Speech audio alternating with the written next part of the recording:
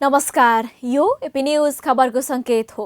दर्शकवृन्द, दैनिक television कार्यक्रम development forum अन्तर्गत आइसिआइडीको प्रस्तुति कार्यक्रम हेल्थ फोरममा तपाईहरूलाई स्वागत छ। म करिश्मा कार्की। स्वास्थ्य र यससँग सरोकार राख्ने विषयवस्तु समेटिने यो कार्यक्रम प्रत्येक बिहीबार ठिक यसै समयमा प्रसारण हुने गर्दछ। दर्शकवृन्द, हेल्थ फोरममा आज हामी हेल्थ समाचार, देशैभर सुरु गरिएको कोरोना भाइरस विरुद्धको खोप र जाडोयाममा छालाको हेरचाहका विषयमा तयार पारिएको विशेष रिपोर्ट प्रस्तुत गर्दैछौँ। साथै जाडोयाममा निमोनिया रोकथाम कसरी गर्न सकिन्छ भन्ने विषयमा डाक्टर अशोक अधिकारीको विशेष सुझाव सहितको हेल्थ संवाद समेत प्रस्तुत गर्नेछौँ। सुरुमा हेरौँ हेल्थ समाचार।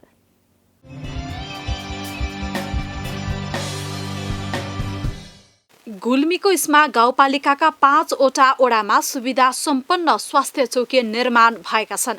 ओडा नम्बर 3 र 4मा निर्माण गरिएका 2वटा स्वास्थ्य चौकी भवनको पूर्व मन्त्री गोकर्ण विष्टले उद्घाटन गर्नुभएको हो। दर्लामचोर स्वास्थ्य चौकी भवन काठमाडौँ सिद्धबाबा जेबीले 2 करोड 34 लाख रुपियाँमा निर्माण गरेको हो भने दोलही स्वास्थ्य चौकी श्रेष्ठ कन्स्ट्रक्सनले 1 करोड 31 लाख रुपियाँमा पूरा गरेको हो। विगतमा सिटामोल लिन समेत 5 घण्टा हिँडेरै तमघास पुग्नु पर्ने बाध्यता रहेकोमा घर नजिकै स्वास्थ्य चौकी बनेपछि स्थानीय समेत खुसी भएका छन्।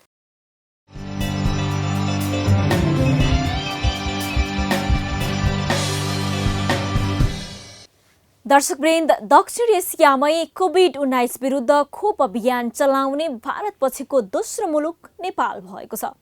बुधबार पहिलो दिन नै देशभर 12,000ले कोरोना विरुद्धको खोप लगाएका छन्। यो खोपको प्रयोग कहाँ कहाँ कसरी गरिँदैछ त हेरौँ एक रिपोर्ट।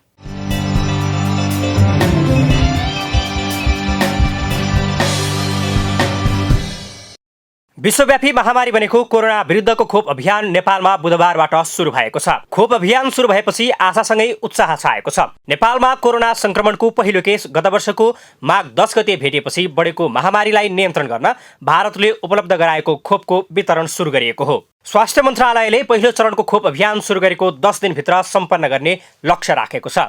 यस चरणमा 4,30,000लाई खोप प्रदान गरिनेछ। यही माघ 18 गते भित्र 77 जिल्लाहरूका 300वटा खोप केन्द्र मार्फत यो खोप सेवा कार्यक्रम सञ्चालन गरिनेछ। यो प्रथम चरण सुरु भएको 10 दिनभित्र सम्पन्न हुनेछ। बुधबार देशभरका 120 खोप केन्द्रहरूमा अग्रपन्थीमा खटिने स्वास्थ्यकर्मी, सुरक्षाकर्मी, सफाई कर्मचारी, सबवाहन चालक, एम्बुलेन्स चालक लगायतलाई खोप दिन थालिएको छ। टेकु अस्पतालका निर्देशक डाक्टर सागरराज भण्डारी लगायतले कोरोना विरुद्धको पहिलो खोप लगाएका थिए। खोप लगाउँदै उनले महामारी नियन्त्रण गर्न खोपको विकल्प नभएकाले सबैलाई नडराई खोप लगाउन सुझाव दिए। केही लक्षणहरू केही देखेको छैन, त्यसकारण चाहिँ यो एकदमै सुरक्षित महसुस भएको छ।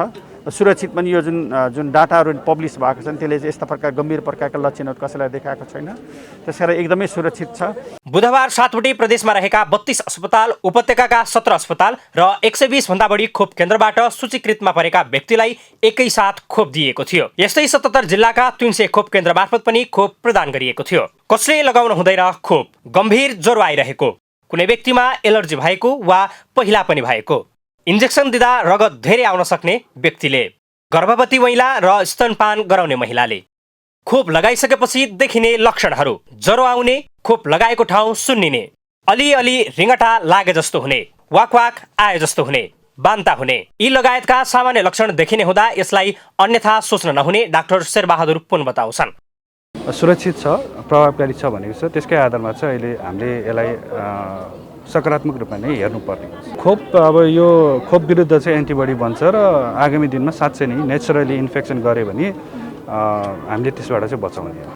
कुल जनसङ्ख्याको 72%लाई कोभिड-19 विरुद्धको खोप दिनुपर्ने सरकारी तथ्याङ्क छ।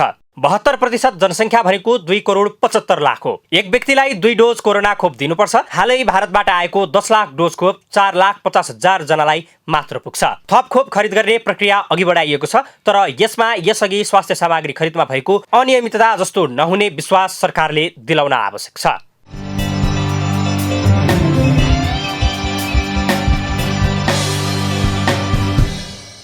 दर्शकवृन्द, जाडोयाममा देखिने धेरै स्वास्थ्य समस्या मध्ये एक हो छालाजन्य रोग। छाला रोग विशेषज्ञका अनुसार त जाडोयाममा छालाको समस्या लिएर अस्पताल पुग्ने बिरामीको संख्या दोब्बर नै हुन्छ। उसो भए घरमै बसेर छालाको स्याहार कसरी गर्न सकिन्छ त? हेरौँ यो रिपोर्ट।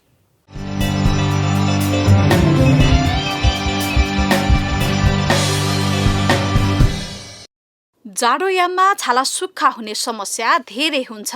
छाला रोग विशेषज्ञहरूका अनुसार सुक्खा छाला रोगहरूको घर हो। छाला सुक्खा हुँदा विभिन्न प्रकारका रोगहरू बल्झिने समस्या पनि उत्तिकै हुन्छ। घाँटीभन्दा माथि अनुहार, ओठ, कुहिनाभन्दा तल, घुँडाभन्दा तल हात खुट्टाका छाला बाह्य वातावरणमा प्रयोग हुने हुँदा यस भागका छालाहरूमा सुक्खापनको समस्या देखिने गर्छ। गर्मीयाममा भन्दा जाडोमा सुक्खा यस्ता छालाका बिरामी दोब्बर हुने छालारोग विशेषज्ञ प्राध्यापक डाक्टर धर्मेन्द्र कर्ण बताउनुहुन्छ। जाडोका समयमा शरीरको तापक्रम भन्दा वातावरणको तापक्रम घट्दा शरीरको तापक्रम बाहिर आउन खोज्छ। तापक्रमसँगै शरीरको पानी पनि बाहिर आउन खोज्छ, जसले गर्दा छाला सुक्खा हुन्छ। नेपालमा छालाका समस्या मध्ये 90%मा सुक्खा छालाका बिरामी हुने छाला रोग विशेषज्ञहरू बताउँछन्। सुक्खा छालाका पनि प्रकारहरू हुन्छन्। जन्मजात सुक्खा छाला, वंशानुगत, उमेरसँगै देखा पर्ने छाला रोग र दीर्घ रोगका कारण देखिने सुक्खा छालाका समस्या हुन्छन्। एलर्जी भनेको 3 तरिकाले छ। जिउमा छाला चिलाउने, धेरै रुगा लाग्ने, दमको व्यथा हुने।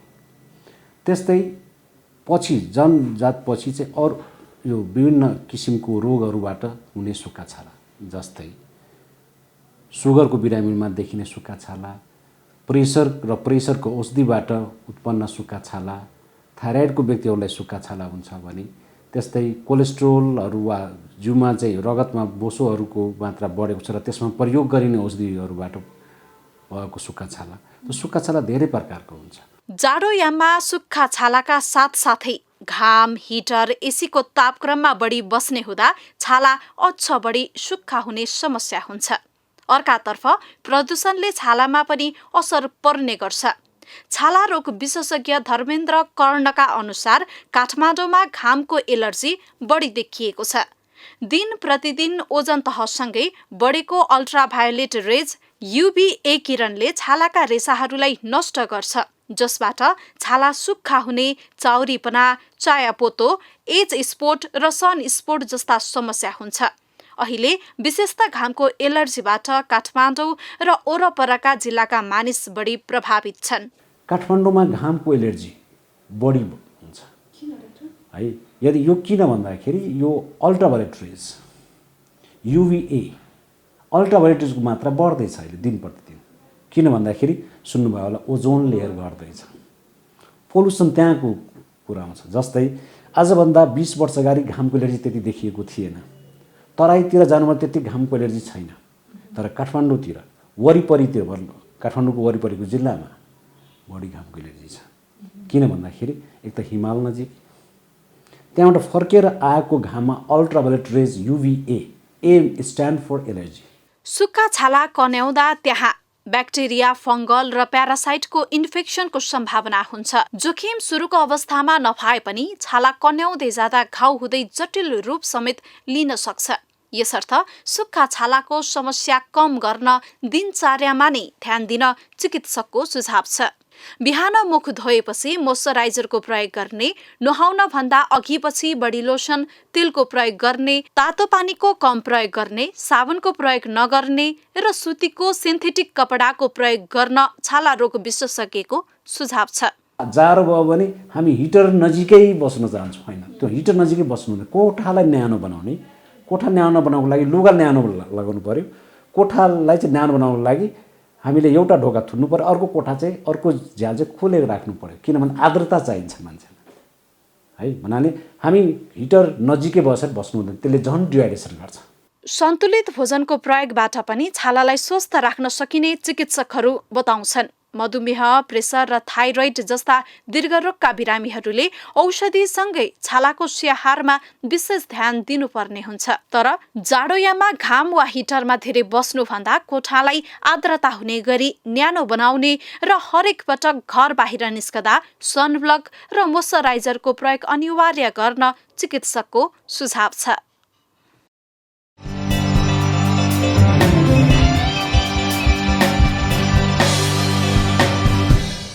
दर्शकवृन्द, तपाईहरू हेर्दै हुनुहुन्छ कार्यक्रम हेल्थ फोरम। हामी कुरा गर्दैछौँ स्वास्थ्य क्षेत्रका विविध विषयमा। दर्शकवृन्द, चिसोमा निमोनिया संक्रमणको जोखिम धेरै हुन्छ। बालबालिका र वृद्धलाई निमोनियाले अझ बढी सताउने गर्दछ। रोग लागेर उपचार गर्नुभन्दा रोग लाग्नै नदिनु उत्तम हो। त्यसैले निमोनिया रोकथामका लागि सहकर्मी सृजना राईले डाक्टर अशोक अधिकारीसँग यस विषयमा गर्नुभएको संवाद अबको क्रममा।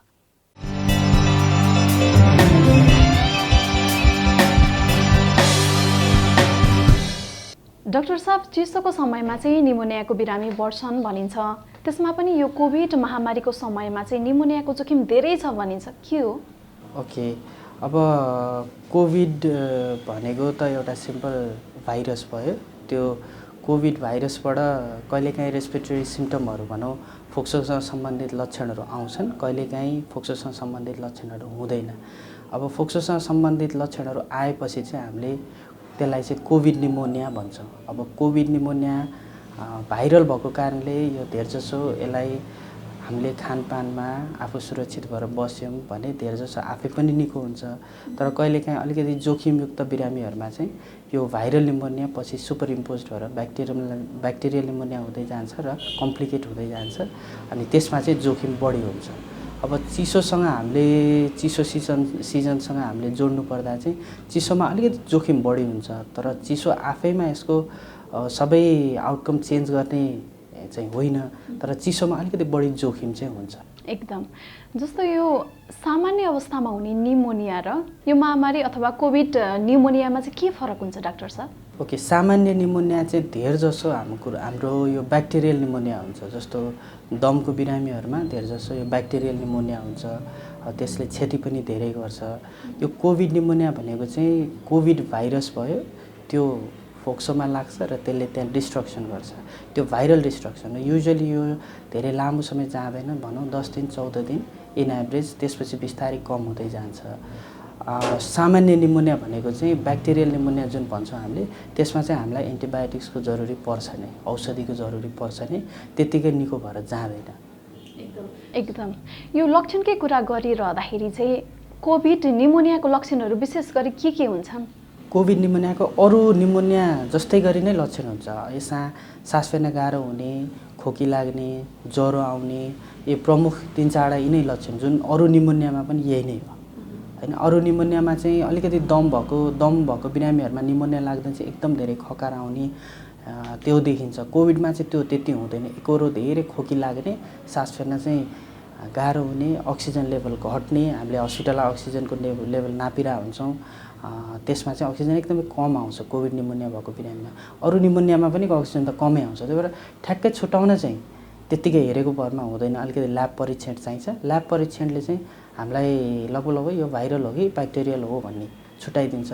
तर सँगसँगै धेरैमा कस्तो हुन्छ भने भाइरल निमोनियाबाट सुरु हुन्छ, भनौँ कोभिड निमोनियाबाट सुरु हुन्छ, तर बिस्तारै उसको रोगसँग लड्ने क्षमता कमजोर छ भने त्यसमा सुपर इम्पोज्ड भएर भनौँ अर्को ब्याक्टेरियल निमोनिया पनि मिसिएर दुईटै ह्यान्ड टु ह्यान्ड सँगै गइदिन्छ। त्यो हुँदा चाहिँ बिरामीमा अलिकति क्षति बढी हुन्छ। जस्तो लक्षणकै कुरा गर्ने हो भने चाहिँ निमोनियामा हुने छाती दुख्ने, श्वास प्रश्वासमा समस्या, ज्वरो आउने, थकान हुने समस्या त कोभिडमा पनि देखिन्छ। यी लक्षणहरू, यी दुवैको चाहिँ लक्षणहरू चाहिँ सिमिलर हुन्छ, समान जस्तो देखिन्छ, कसरी फरक छुट्याउन सकिन्छ?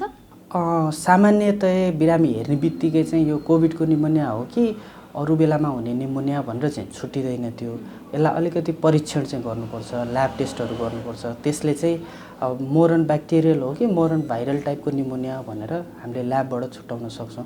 अलिकति हामीले बिरामीको हिस्ट्री एक्सपोजरबाट नि थाहा पाउन सक्छौँ। जस्तो अब अहिले कोभिडको महामारी चलेको छ, उसको घरभरि कोभिडको बिरामी हुनुहुन्छ, तर अरू चाहिँ तन्दुरुस्ती थियो, अरूमा चाहिँ लागेको छैन। तर एकजना वृद्ध बा हुनुहुन्छ, 65-70 वर्षको बा हुनुहुन्छ, उहाँलाई चाहिँ कोभिडको निमोनिया हुने सम्भावना धेरै हुन्छ। भनेको उहाँलाई कोभिड लाग्छ, त्यसले फोक्सोमा पनि असर गर्छ, फोक्सोमा असर गरेपछि अनि कोभिड निमोनिया चाहिँ हामीले त्यहाँबाट भन्न थाल्छौँ, अथवा सोधेर पनि त्यसरी पनि पत्ता लगाउन चाहिँ सकिन्छ। तर ब्याक्टेरियल हो होइन, भाइरल मात्र हो कि अथवा चाहिँ दुइटै मिक्स भएर आएको छ कि, त्यो चाहिँ हामीले परीक्षण गरेरै थाहा पाउनु। डाक्टर, निमोनियाका कारणहरू के हुन सक्छन्? निमोनिया किन हुन्छ? अब निमोनिया किन हुन्छ भन्दाखेरि यसमा हामीले 2-3टा कुराहरू ध्यान राख्नुपर्छ। भाइरल ब्याक्टेरिया त जता पनि हुनसक्छ। त्यो हामीलाई किन लाग्यो, मलाई किन निमोनिया भयो भन्दा पहिलो मैले चाहिँ मेरो बिरामीहरूलाई पनि भन्ने त्यही नै गर्छु, तपाईँको आफ्नो सेल्फ हाइजिन राम्रो हुनु पऱ्यो। भनेको तपाईँले हात राम्रोसँग धुनुको हाइजिन राख्नु पऱ्यो। त्यसैमा चाहिँ जस्तो हामीले केही कुरा खायौँ, त्यसको सरसफाइ पुगेको छैन भने त्यो भाइरस ब्याक्टेरिया त हाम्रो हात अथवा खानाबाट नै हामी भित्र प्रवेश गर्ने हो। अब त्यो भित्र प्रवेश गरेपछि अनि त्यहाँबाट सुरु हुन्छ। अब निमोनिया भने चाहिँ फेरि हामीले श्वास प्रश्वास पनि बिर्सिनु भएन। हामी एउटा रुगाखोकी लागेको मान्छेको नजिकै बसेका छौँ, हामीलाई हामीलाई चाहिँ उसबाट त्यो रुगाखोकी सजिलै सर्न सक्छ। भनेको खानपिनसँग मात्र भएन कि एउटा राम्रो ओभरअल हाइजिनै मेन्टेन हुनु पर्यो। अब अहिलेको समयमा मास्क नलाइ हिँडेपछि निमोनिया हुनसक्छ होइन, बाहिर कोभिडको निमोनिया हुनसक्छ। त्यही भएर सबै कुरा हाइजिन चाहिँ ओभरअल मेन्टेनै गर्नु। कुन उमेर समूहका कस्ता व्यक्तिहरूलाई चाहिँ निमोनियाको जोखिम बढी हुन्छ? निमोनियाको जोखिमको उमेरमा हेर्दा चाहिँ अब हामीले जेनरली भन्दा 60 वर्षभन्दा माथिकोलाई जोखिम हुन्छ भन्छौँ, तर त्यतिमै सीमित हुनु हुँदैन। यो निमोनिया लाग्ने उमेर मात्र भन्दा पनि यसको अरू क्याटेगोरी, जस्तो कि अब प्रेग्नेन्ट महिला हुनुहुन्छ भने उहाँलाई पनि जोखिम हुन्छ निमोनियाको, किनभने इम्युन सिस्टम अलिकति कमजोर भएको हुन्छ। अब भर्खरको बच्चाहरू भयो होइन, उनीहरूमा पनि अलिकति जोखिम हुन्छ। यो सँगसँगै तपाईँको जस्तो रोग लागेको भनौँ 60 वर्षमै प्रेसर सुगर देखिन्छ भन्ने छैन। कोही कोहीलाई यङ एजमा पनि सुगर देखिन्छ, प्रेसर देखिन्छ, अरू रोग पनि हुन्छ, सुगर प्रेसर मात्र होइन। कुनै पनि रोगसँग उहाँ लडिराख्नु भएको छ भने उहाँहरूलाई नेचुरली निमोनियाको जोखिम हुन्छ। चिसोमा चाहिँ कुन प्रकारको निमोनिया चाहिँ बढी हुन्छ? विशेष गरी हामीले बढी भेट्ने भनेको भाइरल र ब्याक्टेरियल निमोनिया हुन्छ। अब धेर जसोलाई सुरु हुँदा चाहिँ कस्तो हुन्छ भने पहिला भाइरलबाट सुरु हुन्छ। जस्तो तपाईँलाई सामान्य रुगाखोकी लाग्छ, त्यो रुगाखोकी धेर जसो आफै ठिक हुँदै गयो, तपाईँलाई केही पनि फरक पर्दैन। तर त्यही रुगाखोकी भाइरल रुगाखोकी बिग्रिँदै गयो भने त्यसमा ब्याक्टेरियल सुपर इम्पोज हुन्छ। भनेको ब्याक्टेरियल निमोनिया पनि सँगसँगै बिस्तारै सुरु हुन थाल्छ। अब त्यो सुरु हुन थालेपछि चाहिँ अनि तपाईँलाई गाह्रो हुन थाल्छ। अब जेनरली भन्नुपर्दा भाइरल निमोनिया चाहिँ युजली भाइरल हो, 7 दिन 10 दिनमा निको भएर जानुपर्छ। अब कोभिड पनि त्यही हो। अब हामीले यसो अहिलेको समयसम्म हेऱ्यौँ भने अब कोभिडको निमोनिया लागेका बिरामी पनि अधिकांश बिरामीहरू चाहिँ घरमै बसेर राम्रोसँग राम्रो खाना खाएर हाइजिन मेन्टेन गरेर राम्रो न्युट्रिसन लिएर अनि हल्का औषधिहरू जस्तो सिटामोल अथवा अलिअलि भनौँ न खोकीको औषधिहरू अथवा अब कोही कोहीले बाफ लिएर बस्नुहुन्छ है, जुनै पनि किसिमको घरायसी उपचार गरेर पनि धेरैले आफ्नो कोभिड निमोनिया निको गर्नुभएको छ। निमोनियाका चाहिँ धेरै प्रकार छन्। यो निमोनिया चाहिँ सर्ने नसर्ने के हुन्छ यसको? यो भाइरल निमोनिया चाहिँ एकदमै सर्छ। जुन हाम्रो कोभिड हामीले देखिरहेछौँ यो एकअर्कामा एकदमै धेरै छिटो सर्छ। त्यही भएर हामीले यो सबै प्रिकसनहरू लिएको छौँ। यो मास्कको कुराहरू, पिपीको कुराहरू, यो चाहिँ भाइरल निमोनिया हुन्छ। तर ब्याक्टेरियल निमोनिया त्यति सजिलै चाहिँ सर्दैन, भाइरल जतिको चाहिँ हुँदैन, अथवा यसलाई त्यसरी डाइरेक्ट सर्छ भन्न चाहिँ अलिकति मिल्दैन। भाइरल चाहिँ एकदमै अब नामै भाइरल होइन, एकदम भाइरुलेन्ट हुन्छ, सजिलै सर्छ। यो रुगाखोकी जस्तै नै हो होइन, अब भन्नुपर्दा एक किसिमको रुगाखोकी नै हो यो। डाक्टर, वर्षेनी 25 लाख मानिसको मृत्युको कारण चाहिँ निमोनिया मानिँदो रहेछ। त्यसमा पनि 7 लाख बच्चाको मृत्युको चाहिँ निमोनियाबाट हुन्छ। अझै त्यसमा पनि 5 वर्ष मुनिका बालबालिका चाहिँ निमोनियाका जोखिम छन् र उनीहरूको मृत्युको पहिलो कारण चाहिँ निमोनिया भन्ने तथ्याङ्कले देखाएको छ। बालबालिका किन निमोनियाबाट यसरी धेरै जोखिममा छन्? बालबालिकाहरूको अलिकति रोगसँग लड्ने क्षमता त्यति मेच्योर भइसकेको हुँदैन। त्यही भएर जोखिम वर्गमा राख्नुको कारण जस्तो अघि मैले भने जस्तै गर्भवती महिलाहरू, उहाँहरूको नि इम्युनिटी पावर कम हुन्छ अनि निमोनियाले बढी एट्याक गर्न सक्छ र जिउले फाइट गर्ने त्यो एउटा जुन क्षमता हुन्छ त्यो अलिकति त्यसमा चाहिँ कमजोरी हुन्छ। त्यो भएर यो वृद्ध भयो, दीर्घरोगका मान्छेहरू भयो, अथवा प्रेग्नेन्ट भयो, अथवा बालबच्चाहरू 5 वर्षभन्दा तलको, उहाँहरूको चाहिँ रोगसँग फाइट गर्ने क्षमता कमजोर हुन्छ। विशेष कारण चाहिँ त्यही नै हो। बालबालिकाले खाना पोषण कुपोषण लगायतले पनि चाहिँ यो निमोनियामा चाहिँ असर पारिरहेको हुन्छ अथवा निमोनियाको समस्या निम्ताउँछ भनिँदो रहेछ, के हो? यो बालबालिकामा बढी देखिन्छ, तर यो कुरा सबैमा लागु हुन्छ। जसको चाहिँ न्युट्रिसन राम्रो छैन उहाँहरूको चाहिँ इम्युन सिस्टम विक हुन्छ। इम्युन सिस्टम विक हुने बित्तिकै साधारणतया रुगाखोकी लागेर हामीले जुन सजिलै फाइट गर्न सक्ने कुरा त्यसमा चाहिँ भाइरसले चाहिँ जित्न थाल्छ, हामीले हार्न थाल्छौँ, भाइरसले जित्छ। अब त्यसलाई इम्युन सिस्टम बलियो भयो भनेदेखि हामीले फाइट गर्न सक्छौँ, हाम्रो इम्युन सिस्टमले फाइट गर्छ। अब न्युट्रिसनै पुगेको छैन भने डेफिनेटली हाम्रो इम्युन सिस्टम विक हुन्छ अनि फाइट गर्न गाह्रो हुन्छ अनि भाइरलले चाहिँ बढी एट्याक गर्न थाल्छ, भाइरल अथवा अरू निमोनिया भनौँ। डाक्टर साहब, निमोनियाबाट चाहिँ कसरी बच्न सकिन्छ? भाइरलबाट बच्नको लागि हामीले पहिलो कुरो भनेको आफ्नो हाइजिनै मेन्टेन गर्नुपर्छ होइन। हामीले हात धुने, अब आफ्नो चाहिँ मास्क लगाउने, सेफ्टी कुराहरू त्यो सबै मेन्टेन गर्नुपर्छ। अहिले जुन हामीले कोभिडमा गरिरहेछौँ त्यो चाहिँ तपाईँको एकदम इम्पोर्टेन्ट, त्यो सधैँ गर्न सके धेरै राम्रो। त्यो न्युट्रिसनको कुरा एकदम इम्पोर्टेन्ट छ। तपाईँले खाएको खानेकुराहरू एकदम पोसिलो हुनुपर्छ, न्युट्रिसन मेन्टेन गर्नुपर्छ, आफ्नो रोगअनुसारको खानेकुराहरू खानुपर्छ, त्यो दोस्रो कुरो भयो। अब तेस्रो भनेको अब कतिको जोखिम वर्ग हो, त्यसमा आफूले चाहिँ जस्तो तपाईँलाई सुगर, प्रेसर अब अथवा कुनै दीर्घ रोग छ भने त्यो रोगलाई तपाईँले सही मेन्टेन गर्नु पर्यो। भनेको राम्रोसँग टाइम टु टाइम चिकित्सककोमा गएर आफ्नो रोगहरू जँचाएर आफ्नो औषधिहरू त्यही अनुसार मिलाएर आफूले खाइराखेर आफ्नो भएको रोगलाई कन्ट्रोलमा राख्यो भने पनि इम्युन सिस्टम बलियो हुन्छ। त्यो भयो। अब अन्तिममा अर्को एउटा प्रिभेन्टिभ मेजर पनि हुन्छ, जस्तो अब इन्फ्लुएन्जा भाइरस भन्छौँ, त्यसको चाहिँ वर्षै नै भ्याक्सिन लाउँदा राम्रो हुन्छ। डाक्टर साहब, रोग लागेपछि उपचार गर्नुभन्दा रोग लाग्नै नदिनु उपयुक्त भनिन्छ। विशेष गरी घरमै बसेर चाहिँ कस्ता उपायहरू, घरेलु उपायहरू अपनाउन सकिन्छ जसले गर्दा बालबालिका र वृद्धहरू चाहिँ निमोनियाबाट चाहिँ जोखिममा नरहन् अथवा जोखिममा नपरुन्?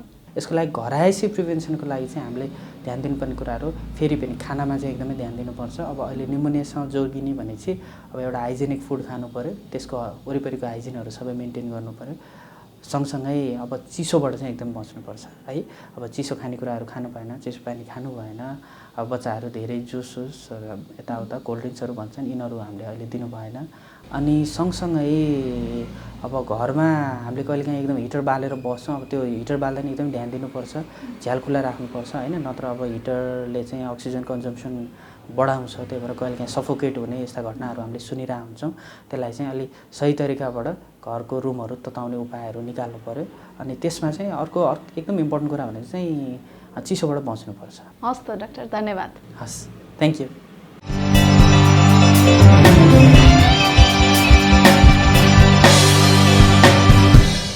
दर्शकवृन्द, हेल्थ फोरममा आज हामीले प्रस्तुत गरेका विषयवस्तु कस्ता रहे? प्रतिक्रिया जनाउनुहोला। तपाईहरूको चासो र सरोकारका सन्दर्भसहित हामी अर्को बिहिबार उपस्थित हुने नै छौँ।